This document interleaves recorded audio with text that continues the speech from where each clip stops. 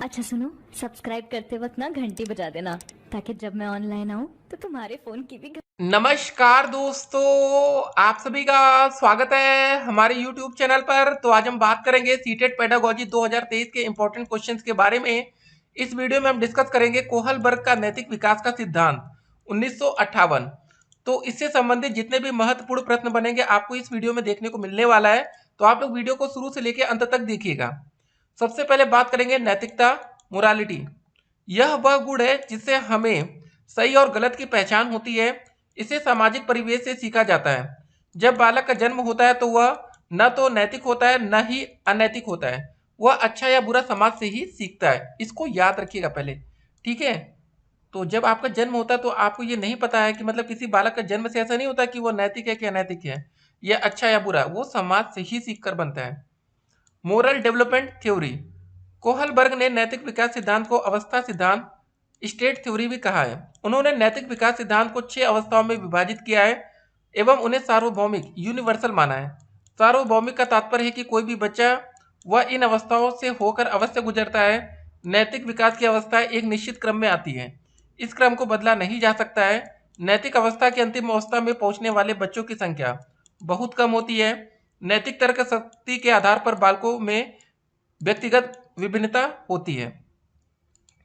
Kohlberg theory 6 stage of moral development, तो आप इसको देख सकते हैं, ठीक है। ये आपके सामने रहा, इसको आप लोग स्क्रीनशॉट लेकर इसको रखे रहेंगे, पढ़ाई भी कर सकते हैं, ठीक है, बाद में देख सकते हैं, ठीक है। पहला principle, social contract, law and order, morality, good boy attitude, self, ठीक है, और जो सब है सेल्फ इंटरेस्ट और एवॉइडिंग पनिशमेंट, ठीक है। तो इसको जरा ध्यान रखेंगे।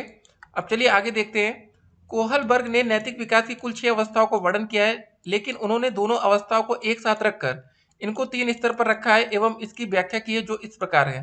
पहली, पूर्व परंपरागत अवस्था, आज्ञा एवं दंड की अवस्था, अहंकार की अवस्था। दूसरी परंपरागत अवस्था, प्रशंसा की अवस्था, सामाजिक व्यवस्था के प्रति सम्मान की अवस्था। तीसरा नंबर है उत्तर परंपरागत स्तर, सामाजिक समझौते की अवस्था, सार्वभौमिक सिद्धांत की अवस्था। फिर बारी आती कोहलबर्ग के वर्गीकरण को नीचे दिए गए टेबल के माध्यम से आसानी से समझा जा सकता है, ठीक है। इसको जरा देखेंगे। लेवल, स्टेज या चरण, सोशल ओरिएंटेशन, सामाजिक अभिविन्यास। पहला क्या है, आज्ञाकारिता और दंड अभिविन्यास। मतलब पहला जो लेवल होता है इसको बोलते हैं पूर्व पारंपरिक, ठीक है। इंग्लिश में भी ध्यान रखेंगे, हिंदी में भी। तो इसमें आता है आज्ञाकारिता और दंड अभिविन्यास। दूसरा है व्यक्तिवाद, उपकरणवाद और विनिमय या नैमिति अभिविन्यास। फिर दोस्तों बारी आती है हमारी पारंपरिक। इसमें आता है गुड बॉय गर्ल या nice girl, good boy orientation, मतलब अच्छा लड़का लड़की, अच्छी लड़की, अच्छा लड़का अभिविन्यास। फिर इसमें आता है हमारा कानून और व्यवस्था अभिविन्यास, प्राधिकरण और सामाजिक व्यवस्था, ठीक है। फिर बारी आती है हमारी उत्तर पारंपरिक। इसमें आता है हमारा सामाजिक अनुबंध अभिविन्यास और सैद्धांतिक अन्य चेतना, सार्वभौमिक नैतिक प्रमुख अभिविन्यास। इसको आप लोग जरा ध्यान रखेंगे, ठीक है। ये हो गया हमारा, ये हो गया और ये हो गया टोटल, ठीक है। 6 अवस्थाएं थी ना हमारी, इसको हम ध्यान रखेंगे, ठीक है। अब आगे बात करेंगे हम लोग पूर्व परंपरागत अवस्था। जब बालक बाहरी तत्व या घटना के आधार पर किसी व्यवहार को नैतिक या अनैतिक मानता है तो उसकी नैतिक तर्क शक्ति प्री कन्वेंशनल स्तर की कही जाती है। इसमें 2 अवस्थाएं होती है जो कि इस प्रकार है। पहला, आज्ञा एवं दंड की अवस्था। इस अवस्था में बालक का व्यवहार बंद के व्यय पर आधारित होता है और इसी डर से वह अच्छा व्यवहार करता है। इस प्रकार नैतिक विकास की शुरू की अवस्था में दंड को ही बच्चों की नैतिकता का मुख्य आधार मानते हैं। बच्चा सोचता है कि बंद से बचने के लिए आदेश का पालन करना चाहिए। सही गलत का निर्णय दिए गए दंड व पुरस्कार से करता है। दूसरा हमारा आता है अहंकार की व्यवस्था, स्टेज ऑफ ईगो। इस अवस्था में बालक का व्यवहार स्वयं की इच्छा को पूरा करने वाला होता है। उसे लगता है कि वह वही बात सही है जिसमें बराबरी का लेन देन हो, अर्थात हम दूसरे की कोई इच्छा पूरी कर दे तो वह भी हमारी इच्छा पूरी करेगा। इस अवस्था में बालक में अहंकार होता है। यदि उसका कोई उद्देश्य झूठ बोलने से, क्या चोरी करने से होता है तो वह काम करता है, ऐसे अनैतिक नहीं समझता। परंपरागत अवस्था। इस अवस्था में बच्चों का व्यवहार उनकी माँ बाप या किसी बड़े व्यक्ति द्वारा बनाए गए नियमों पर आधारित होता है। इसमें 2 अवस्थाएं होती हैं जो इस प्रकार है। पहला दोस्त हमारा है प्रशंसा की अवस्था। इस अवस्था में बच्चा जो भी करता है वह प्रशंसा पाने के लिए करता है। इसमें बालक समाज को अच्छा लगने वाला व्यवहार करता है जिससे कि वह प्रशंसा प्राप्त कर सके। उस व्यवहार को ही वह अनैतिक मानता है जिसे प्रशंसा मिलती है। इस अवस्था में बच्चे के चिंतन का स्वरूप समाज और उसके परिवेश से निर्धारित किया जाता है। दूसरा बिंदु है सामाजिक व्यवस्था के प्रति सम्मान की अवस्था। Stage of respect for social system. उत्पादकता में बच्चों के नैतिक विकास की अवस्था सामाजिक आदेश, कानून, न्याय और कर्तव्यों पर आधारित होती है। यह अवस्था अत्यंत महत्वपूर्ण अवस्था मानी जाती है। इस अवस्था में प्रवेश से पहले बालक समाज को केवल प्रशंसा के लिए महत्व देता है। इस अवस्था में पहुंचकर वह समझने लगता है कि सामाजिक नियमों के विरुद्ध प्रत्येक कार्य को अनैतिक कहते हैं। फिर आता उत्तर परंपरागत स्तर। उत्तर परंपरागत स्तर को दो उप अवस्थाओं में बांटा गया है।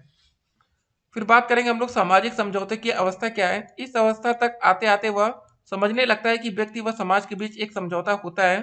व्यक्ति यह मानने लगता है कि हमारा दायित्व है कि हम समाज के नियमों का पालन करें क्योंकि समाज हमारे हितों की रक्षा करता है। अगर नियमों का पालन नहीं करते तो व्यक्ति व समाज के बीच समझौता टूट जाता है, परंतु यह अवस्था में यह समझा जाता है कि समाज की सहमति से सामाजिक नियमों को भी बदला जा सकता है। फिर बारी आती है हमारे सार्वभौमिक सिद्धांत की अवस्था।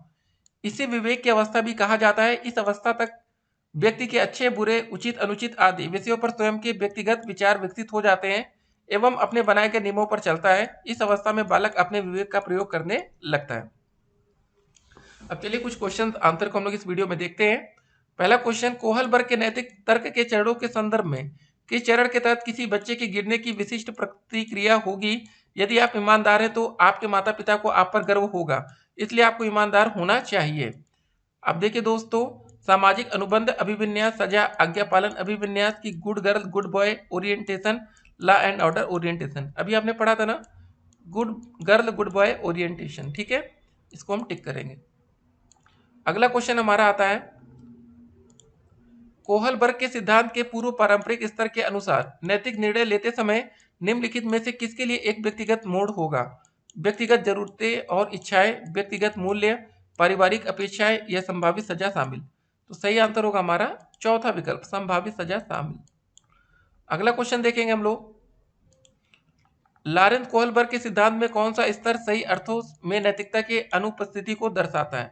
कौन सा है दोस्त? ये हमारा स्तर 1।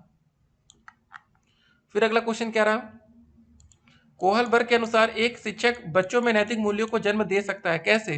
नैतिक मुद्दों पर चर्चा में उन्हें शामिल करना। इसको भी हम टिक करेंगे यहाँ पर। अगला क्वेश्चन क्या रहा हमारा, कोहलबर्ग के सिद्धांत की एक प्रमुख आलोचना क्या है? सही आंसर है, कोहलबर्ग ने पुरुषों और महिलाओं के नैतिक तर्क में सांस्कृतिक अंतर का हिसाब नहीं दिया है। ये सही आंसर होगा। तो दोस्तों, आज के तमाम इंपॉर्टेंट क्वेश्चन को हमने इस वीडियो में देखा है। ठीक है, अगर आप लोग रोज एक एक वीडियोस को भी पढ़ेंगे ना तो डेफिनेटली पेपर तक आपकी तैयारी बहुत अच्छी हो जाएगी। देखिए होता क्या है ना, अगर कभी आप 1000 क्वेश्चन आपको याद करना है तो आप सोचेंगे कि यार एक दिन में कर ले, ये पॉसिबल नहीं है। अगर आप पर डे 10-10 क्वेश्चन या 20-20 क्वेश्चन पढ़ना शुरू कर देंगे तो डेफिनेटली एक दिन आप 1000 क्वेश्चन को बिल्कुल अच्छे से याद कर लेंगे। लेकिन अगर आप सोचे कि 1-2 दिन में कर लें तो याद हो भी सकता है, लेकिन फिर भूल जाएंगे उसको। लेकिन जो 20 क्वेश्चन का कॉन्सेप्ट बनाएंगे, रोज उसको रिवीजन करते हुए आगे बढ़ेंगे, डेफिनेटली पेपर तक आपकी तैयारी इतनी जबरदस्त होगी ना, आप सोच भी नहीं सकते। ये तैयारी हम आपके सुपर टेट के लिए कह रहे हैं कि अभी से शुरू हो जाइए। मिलते हैं एक और वीडियो में, तब तक के लिए स्टे कनेक्टेड। आपका दिन शुभ हो।